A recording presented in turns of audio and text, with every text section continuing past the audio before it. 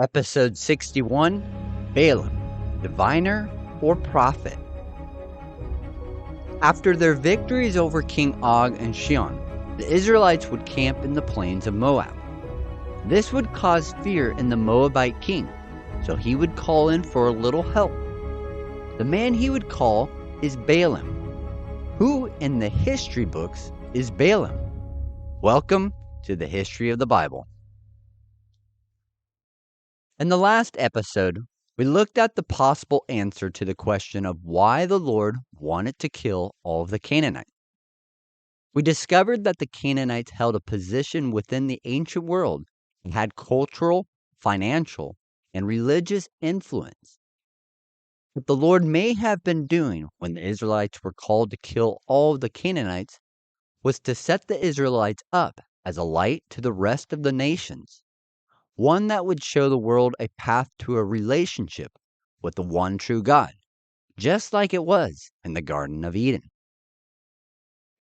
Now, to get back to the journey of the Israelites, the last time we left the Israelites, they had just defeated two Amorite kings, Sihon and Og. It isn't completely sure about Sihon, but Og is believed to have been a giant that ruled over 60 cities and the surrounding villages of those cities. This king had some power and resources to throw into his battle. But it was never the intention of the Israelites to conquer these two kings in the battle. When the Israelites got to the border of these kings' lands, messengers were sent to ask for permission to cross through, because the Israelites were still not in the promised land yet. They were on the east side of the Jordan Valley. The promised land began on the west side of the Jordan. When the messengers were sent, the kings responded by gathering all their armies together to come against the Israelites. This is where the Israelis are currently. They have just defeated two kings and their armies. With that done, the Israelites camped in the plains of Moab. The plains of Moab was a stretch of land that sat between the Jordan River in the west and the Transjordan highlands in the east. Although some believe it to be on the west side of the Jordan River, but that would mean that they had already crossed into the promised land, which they had not. The Israelites crossing over the Jordan had not yet happened. Therefore, it would mean that they were camped on the east side of the river.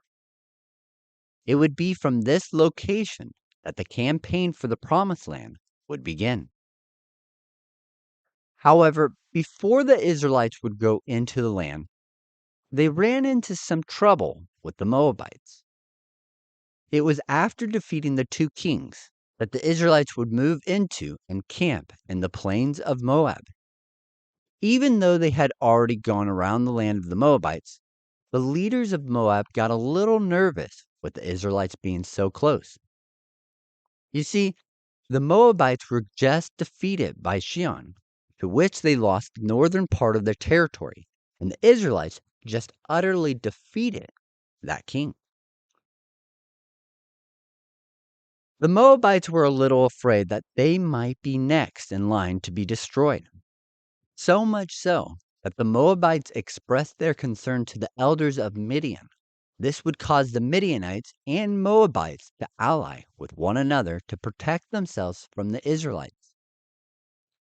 Real quick, the Midianites would be the descendants of Abraham and his second wife. They had a son together that would be named Midian.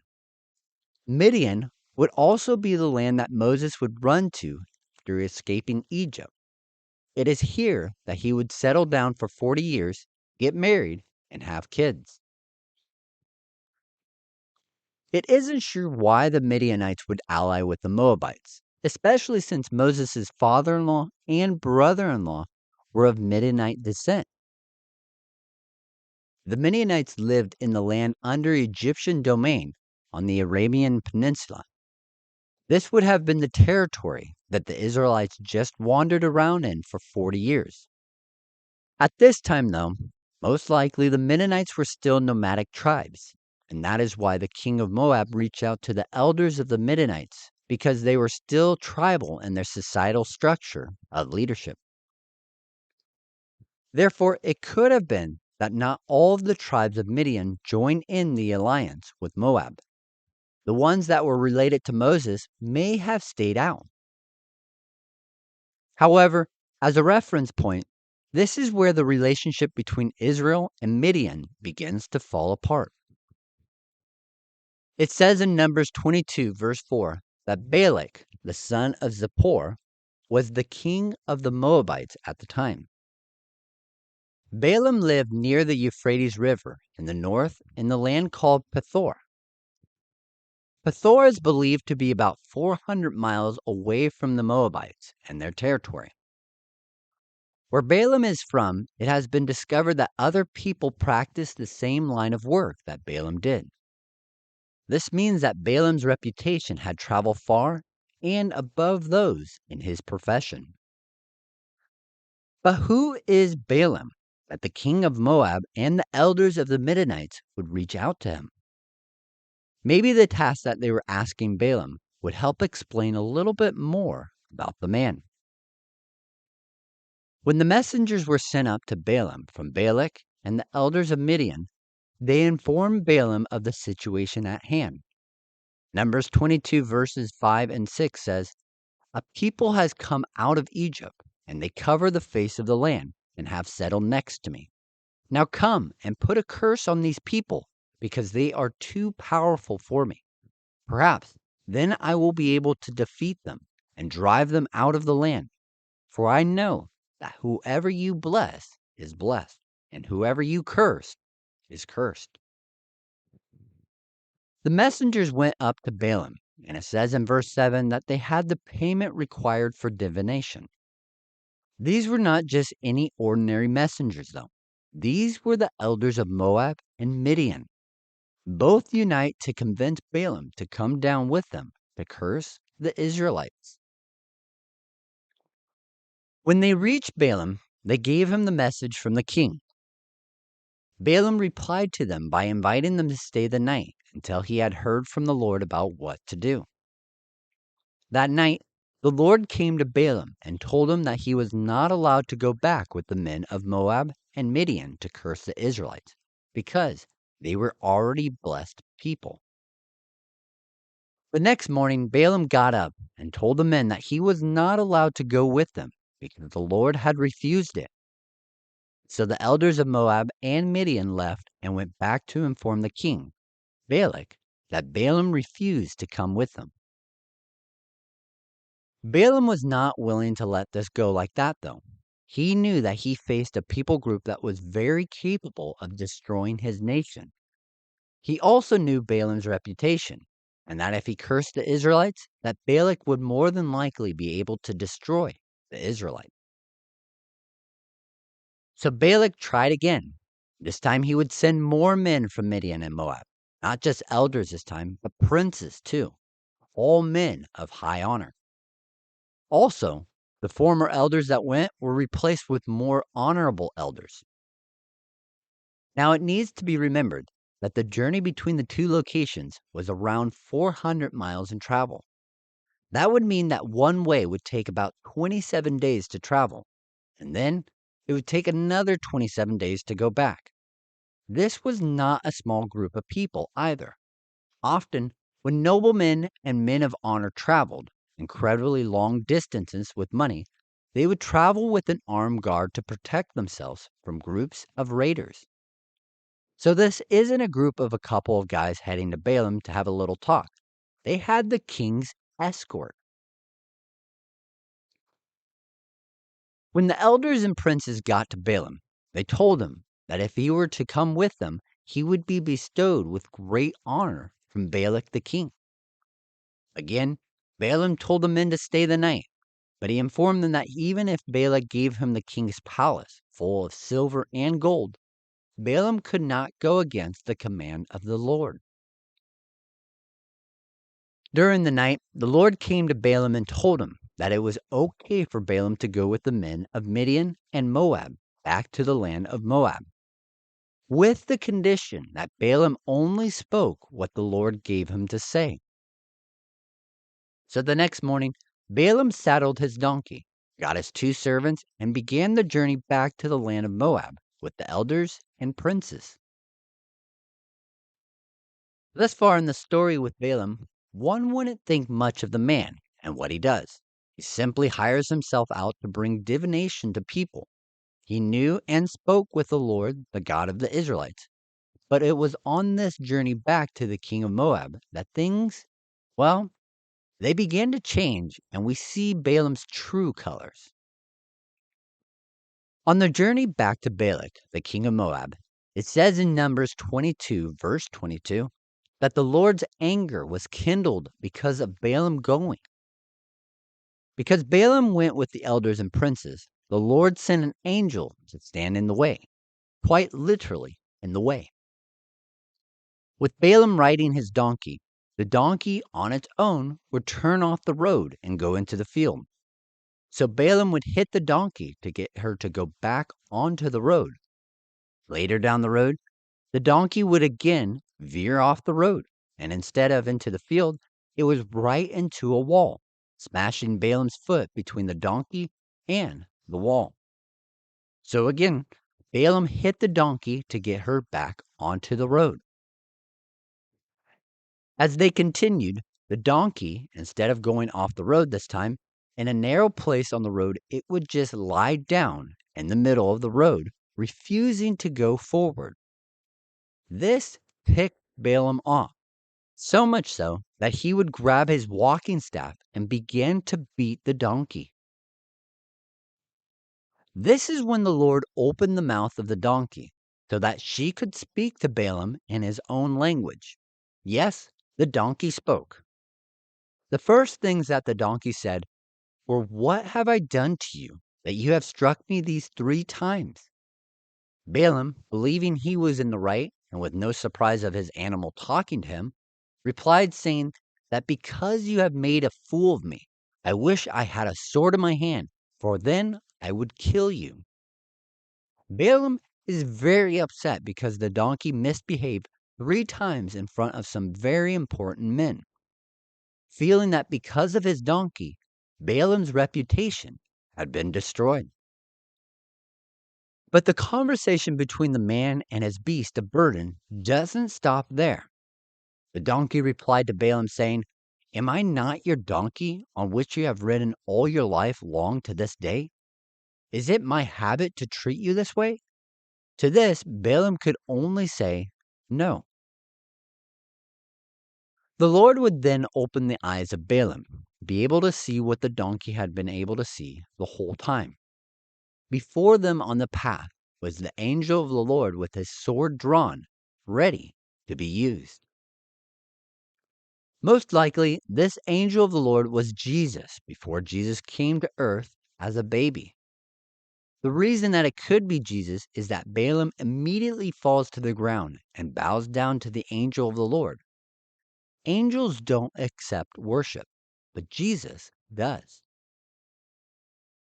The angel of the Lord told Balaam that if it wasn't for the donkey turning aside and stopping those 3 times, he would have killed Balaam.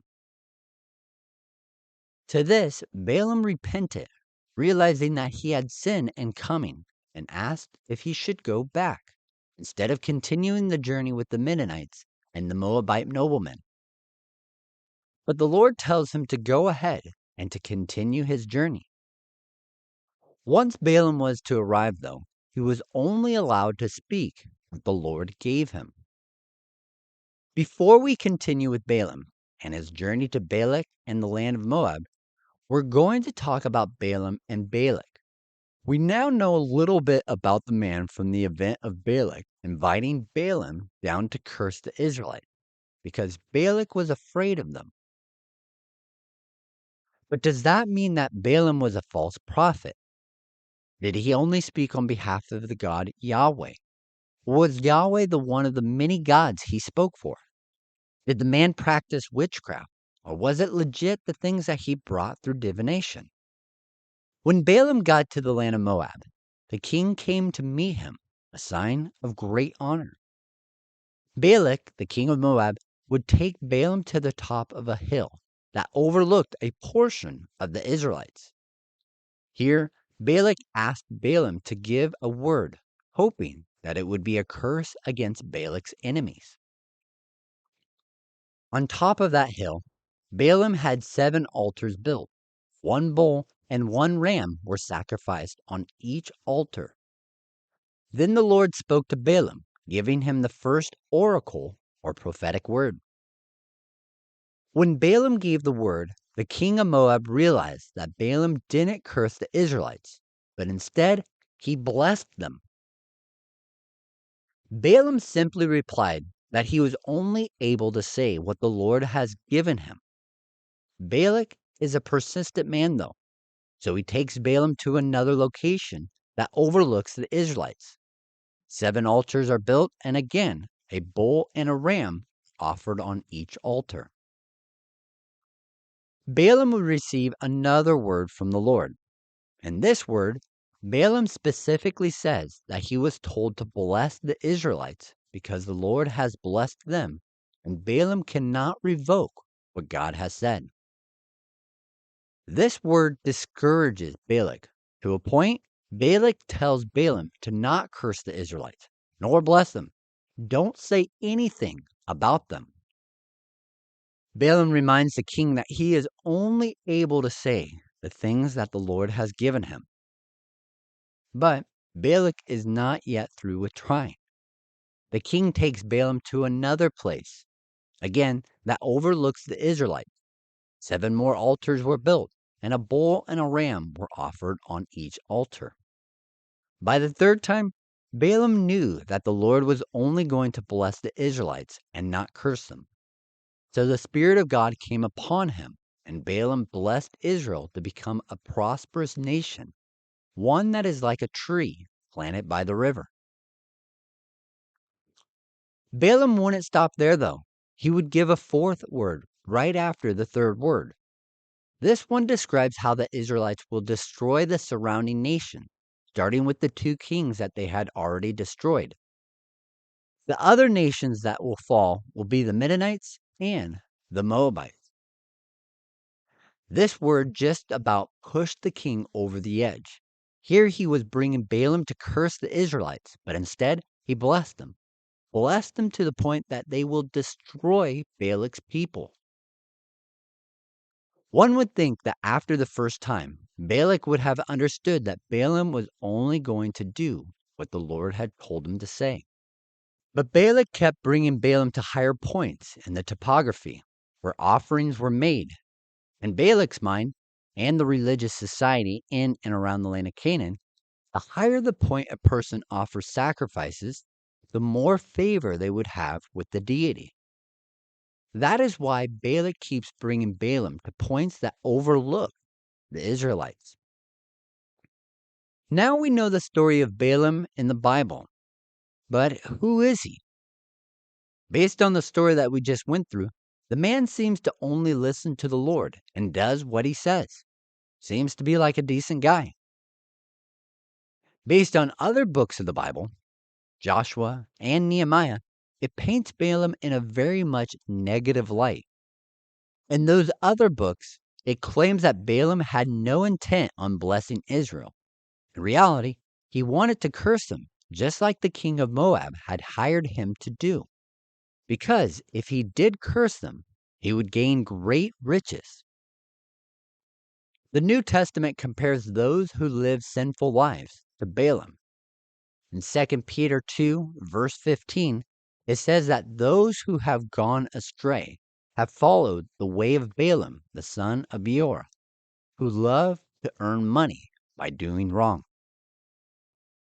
In the book of Revelation, chapter 2, verse 14, it calls out one of the churches that it is addressing as tolerating the teachings of Balaam. What were those teachings? He taught Balak how to bring the ruin of Israel by showing the Moabites to introduce the eating of food offered to idols and committing sexual sins. But it was the Lord that stopped Balaam from doing the curse. That is why 3 times the angel of the Lord was going to kill Balaam on the road, if it weren't for the donkey moving out of the way. It isn't until Numbers chapter 31 that we see why Balaam is painted in a negative light in the rest of the Bible. In verses 8 and 16 of chapter 31, it says that Balaam is killed with the enemies of Israel. It also says that Balaam gave some advice to the king of Moab. This advice is a way to bring down the Israelites. But what was Balaam? Was he a prophet or a diviner? Was he a friend of Israel or was he an enemy? When we hear the word prophet, it most often is correlated to the Israelites or Hebrew prophets from the Bible. In the ancient world, there were many prophetic figures that all functioned differently than Israel's prophets. In the story of Balaam, there are two different types of ways that divine information was received. One way was during the night when the Lord just spoke to Balaam about whether or not he should go with the elders. The other way was Balaam had sacrifices made and the Lord spoke to him after or through the sacrifices. However, in the typical sense, the actions of Balaam's were more than just a prophet. Often, the Israelite prophets would just hear the word of the Lord and speak it, just like Moses. But because Balaam offered sacrifices to hear the voice of the Lord, it is believed that he is a diviner. Divination is really about reading signs to help determine the will of the gods. There are other means to do this, but often in and around the land of Canaan, divination was done through the reading of the sacrificed animal organs. If Balaam was a diviner, then why would he receive the word of the Lord without making any animal sacrifices? It could have been that Balaam did receive animal organs to get the word of the Lord in the first place.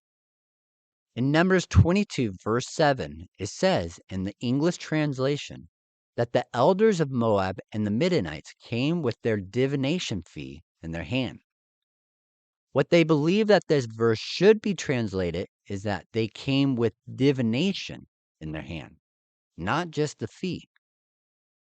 This would mean that Balak, the king of Moab, already tried doing this divination, but didn't like what he saw, or wanted clarification, and so he had it sent to Balaam for reading. Therefore, when Balaam first received the divination from Balak, he read that he would not be able to do what the elders were asking of him, curse the Israelites. This is why he told the elders that he would not be able to go beyond what the Lord had given him. It wasn't that Balaam was loyal to the God of the Israelites or Yahweh. No, he read the divination and saw that the Israelites were already blessed and that he could not do anything beyond what he saw in the organs of the animals. That is why when Balaam ends up making the journey down to Balak, the angel of the Lord was on the road waiting to kill him, because Balaam wanted to see if he could change the will of the gods and get them to curse the Israelites. When Balaam finally gets to Balak, Balak takes Balaam to different locations to view the Israelites. When he takes them to the different locations, Balaam makes 14 sacrifices at each place. For divination to work, the one doing it must be in sight of the people so that they can come in contact with the people's deity. And the animals sacrificed were used to please the gods to get them to curse the Israelites, as well as to get divination from their organs. So when Balaam reads the divination from the animal organs, Yahweh spoke through them and showed Balaam that the Israelites were already blessed and could not be cursed. Balaam was only allowed in his profession to give the reading of what he saw. Balaam was never an ally of Israel. He was a man that made a living off of divination, and he was good at it. The man had no loyalty to Yahweh, but worked with all the gods and goddesses of different cultures. The story in Numbers 22 through 24 isn't trying to portray the man to be a good man, but simply tells the story as it happened. Yet this is why the rest of the Bible negatively portrays him, because he was ultimately a seer for the gods, wanting to gain money and riches through divination for kings and noblemen. This was who Balaam was. Even though the story in Numbers often portrays a man as a follower of the one true God, Yahweh, he isn't. He is a seer for any deity that a king or nobleman would hire him to hear. However, just because Balaam wasn't able to curse the Israelites, he still gave a word of advice to Balak on how he could bring about the destruction of Israel. So join us next time in episode 62, The Enticement of Midian, as we'll begin to see Balaam's advice work almost instantly. Until next time, remember that you are loved, special, and worthwhile.